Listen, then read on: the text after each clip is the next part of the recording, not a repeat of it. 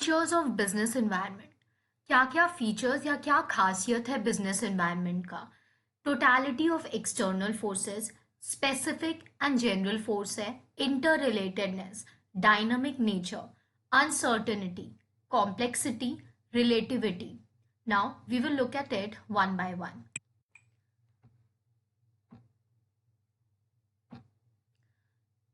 So first feature was totality of external forces. Business environment include करता है वो सारे forces को जो एक organization के control के beyond है. You can look at the example.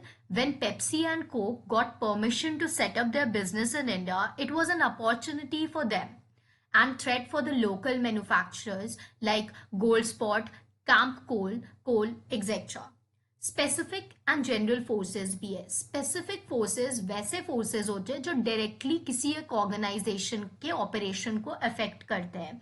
Specific हो गया लाइक एक ऑर्गेनाइजेशन के लिए उसका सप्लायर, उसके कस्टमर्स, उसके इन्वेस्टर्स, ये सब स्पेसिफिक फोर्स है. ये डायरेक्टली उनको अफेक्ट करेंगे एंड इमीडिएटली किसी भी ऑर्गेनाइजेशन को अफेक्ट करेंगे.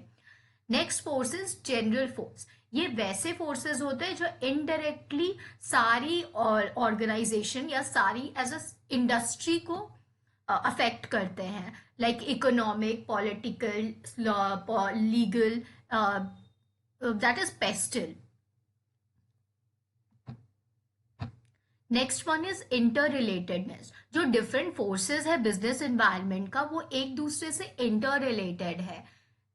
लाइक फॉर एग्जाम्पल अगर लोगों के अंदर हेल्थ अवेयरनेस बढ़ जा रहा है, लोग people are now more health conscious, they are more aware about the health issues, so they may be shifting towards health conscious product like those products that will give them health benefit, like they will switch from normal Coke to a Diet Coke. So for Diet Coke industry, it will be taken as an opportunity, and for the normal Coke, that is sugared Coke, it will came as a threat. Dynamic nature. Business environment dynamic nature का होता है. Dynamic nature मतलब it keeps on changing, बहुत जल्दी बहुत frequently changes आता है technological improvement के वजह से, या कंज्यूमर की टेस्ट एंड प्रेफरेंस शिफ्ट होते जाता है. फॉर एग्जाम्पल पहले कुछ और लाइक फैशन चलता था, अभी कुछ और फैशन चलता है. सो डायनामिक नेचर का है, कंज्यूमर की प्रेफरेंसेस शिफ्ट होते रहती है. कोई न्यू कॉम्पिटिटर मार्केट में आ गया, वो एक नया इनोवेटिव प्रोडक्ट लेके आया है, सो इसके वजह से भी बहुत ज्यादा इन्वायरमेंट में चेंजेस आएगा. अनसर्टेनिटी है, आप प्रिडिक्ट नहीं कर सकते हो एग्जैक्टली कि क्या होगा, ये बहुत ज्यादा डिफिकल्ट है प्रिडिक्ट करना. कॉम्प्लेक्सिटी, जो बिजनेस एनवायरनमेंट है एक दूसरे से इंटर रिलेटेड है एंड डायनामिक नेचर का है, उसकी वजह से बहुत ज्यादा कॉम्प्लेक्स है इसको समझना.